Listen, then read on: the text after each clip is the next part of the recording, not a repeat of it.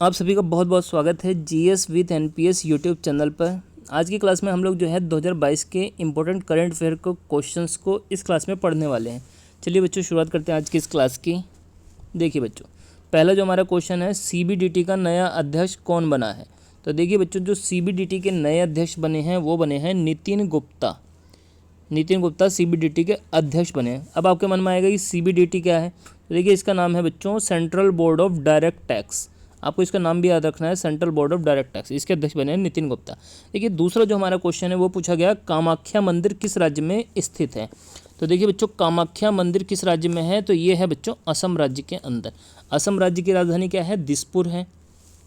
इसके अलावा जो मानस और काजीरंगा राष्ट्रीय उद्यान है वो भी असम राज्य के अंदर ही स्थित है।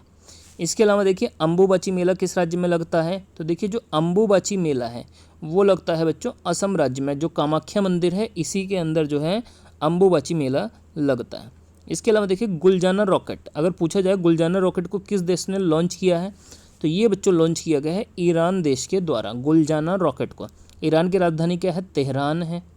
इसके अलावा जो है एक रॉकेट और पूछा जा सकता है आपसे, नूरी रॉकेट, तो इसको छोड़ा है बच्चों दक्षिण कोरिया ने।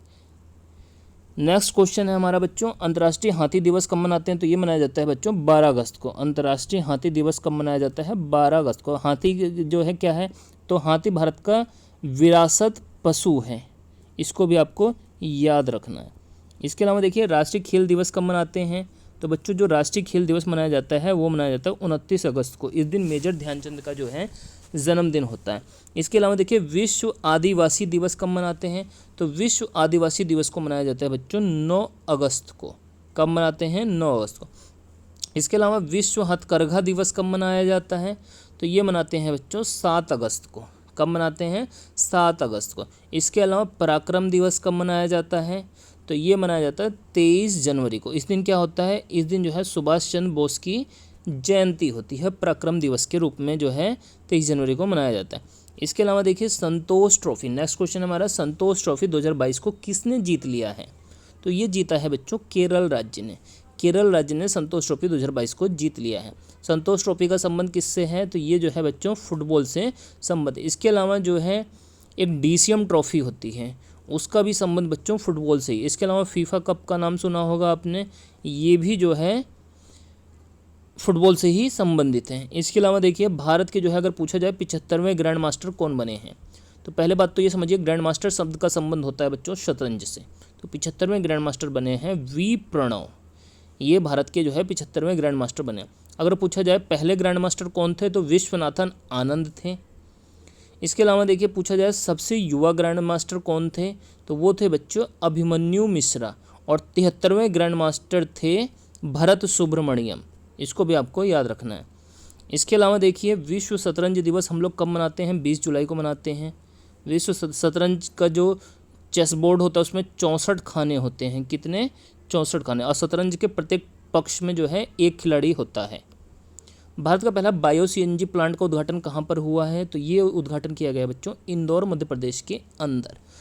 इंदौर लगातार 5 वर्षों से जो है भारत का सबसे स्वच्छ शहर भी बना हुआ है। इसके अलावा वर्तमान में सर्वोच्च न्यायालय में कितनी महिला न्यायाधीश हैं। तो देखिए सुप्रीम कोर्ट के अंदर वर्तमान समय में टोटल 4 महिला न्यायाधीश हैं। ठीक है, अगर पूछा जाए सर्वोच्च न्यायालय की पहली महिला न्यायाधीश कौन थी, तो मीरा साहिब फातिमा बीबी थी। और सर्वोच्च न्यायालय के पहले न्यायाधीश कौन थे, तो हीरालाल जे कानिया थे।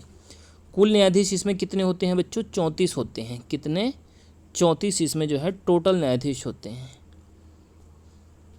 इसके अलावा देखिए लद्दाख का सर्वोच्च नागरिक सम्मान बच्चों किसे दिया गया है, तो वो दिया गया है दलाई लामा को। किसको, दलाई लामा को लद्दाख का सर्वोच्च नागरिक सम्मान दिया गया।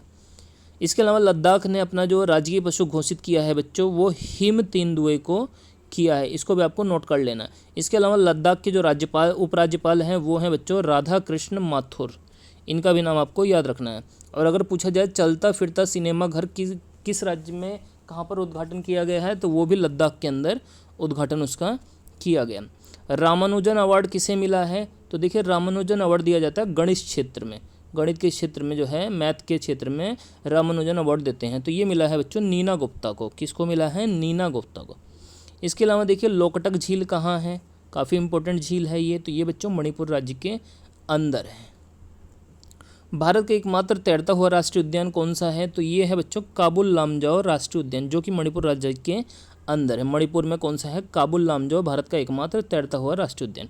इसके अलावा देखिए 57वां ज्ञानपीठ पुरस्कार 2022 में किसे मिला है? हालांकि ये 2021 का है, जो 2022 में दिया गया है 57 नंबर का ज्ञानपीठ पुरस्कार। ज्ञानपीठ पुरस्कार किस क्षेत्र में मिलता है बच्चों? साहित्य के क्षेत्र में। तो ये मिला है बच्चों दामोदर मौजो को। किसको मिला है? दामोदर मौजो। राष्ट्रीय खेल विश्वविद्यालय कहाँ बना है? तो देखिए बच्चों, जो राष्ट्रीय खेल विश्वविद्यालय का निर्माण किया गया है वो किया गया है मणिपुर के अंदर। इसी प्रकार अगर पूछा जाए कि बताइए जो है ध्यानचंद विश्वविद्यालय का उद्घाटन कहाँ पर किया गया है, या निर्माण की आधारशिला कहाँ रखी गई है? तो वो रखी गई है बच्चों मेरठ के अंदर, उत्तर प्रदेश के स्थान पर। इसके अलावा देखिए नेक्स्ट हमारा जो क्वेश्चन है, देखिए बच्चों,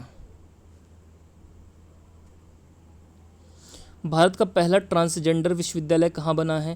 तो देखिए बच्चों, जो भारत का पहला ट्रांसजेंडर विश्वविद्यालय बना वो कुशीनगर उत्तर प्रदेश के अंदर बना है। कुशीनगर क्या है? यहाँ पर जो है महात्मा बुद्ध को जो है निर्वाण की प्राप्ति हुई थी। महाराष्ट्र के नए मुख्यमंत्री कौन बने? एकनाथ शिंदे बने हैं। कौन बने हैं महाराष्ट्र के नए मुख्यमंत्री? एकनाथ शिंदे।